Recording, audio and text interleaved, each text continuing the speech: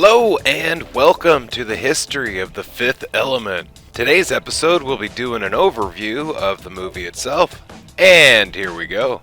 The Fifth Element is a 1997 English-language French science fiction action film directed, co-written, and based on a story by Luc Besson.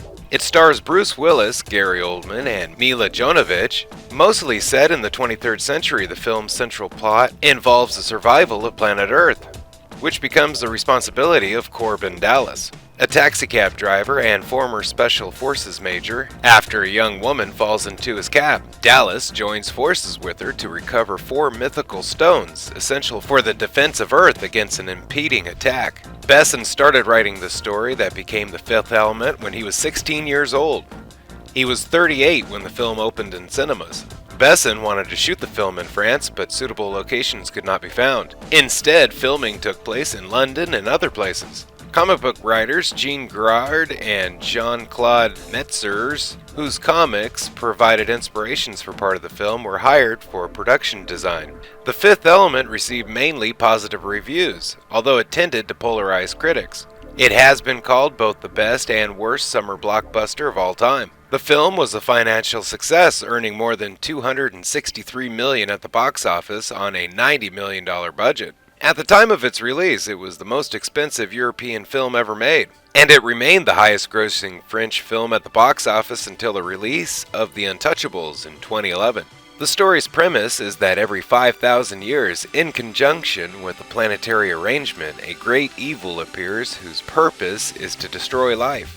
In preparation for the next appearance in 2263, a group of aliens called the Mondoshavan arrive on Earth in 1914 to extract the only weapon capable of defeating the great evil. A collection of 4 stones representing the classic elements and the yet unseen fifth element that conjugates the other 4 into organic life. After taking the weapons, the Mondoshavans present a key to a priest and tell him to pass the information provoking their mission through the future generations in preparation for the evil's arrival. In 2263, the great evil appears and destroys an interplanetary battleship. When the Mondoshavans attempt to deliver the elements back to Earth, they are ambushed by another alien race, the shape-shifting Mongolors. Earth scientists are able to recover a portion of the fifth element and use a reconstruction device to recreate it, whereupon it takes the form of an apparently human woman named Lilu. Described as the perfect being, Lilu, terrified of her unfamiliar environments, escapes the scientists and arrives in the care of taxicab driver Korben Dallas,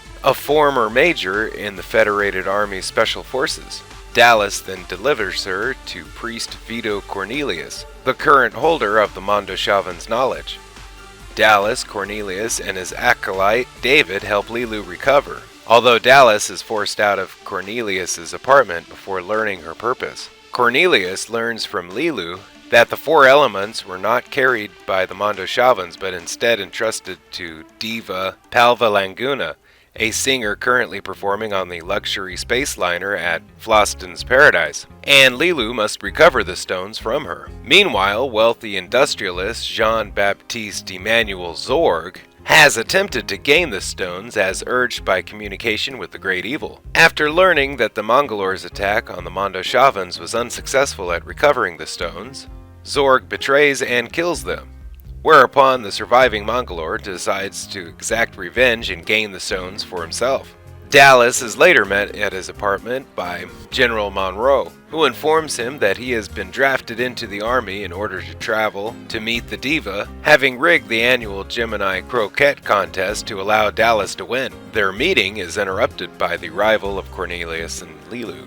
Dallas, learning of Lilu's needs, offers to help but is knocked out by Cornelius, who steals his winning transportation tickets and departs with Lilu. Dallas accepts the job from General Monroe and travels to John F. Kennedy International Airport, intercepting Cornelius, David, and Lilu before they board their flight, and then escorts Lilu.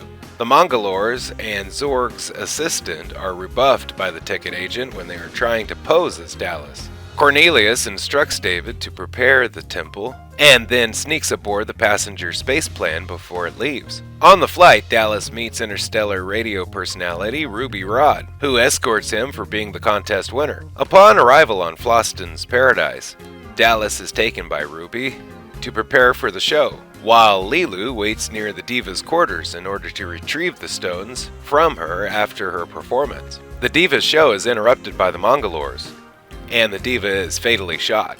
Dallas learns from her dying words that the diva has hidden the stones inside her body. After she dies, Dallas extracts them, giving them to Ruby to hold as he defeats the Mongolors and saves the rest of the passengers and crew. Lilu is able to defeat the Mongolors that attempt to ransack the diva's quarters.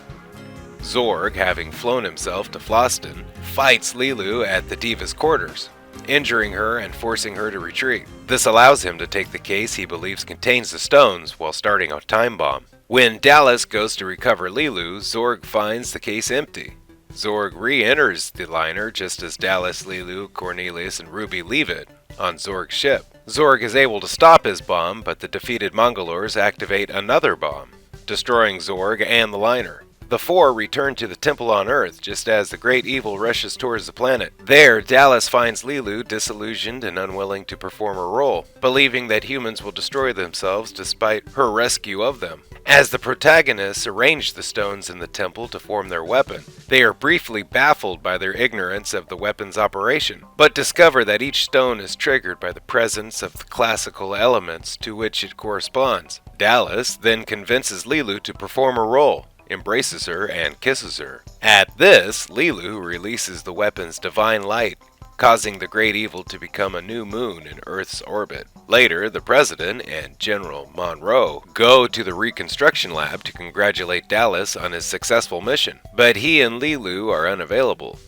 despite the President's assertion that he is in a hurry.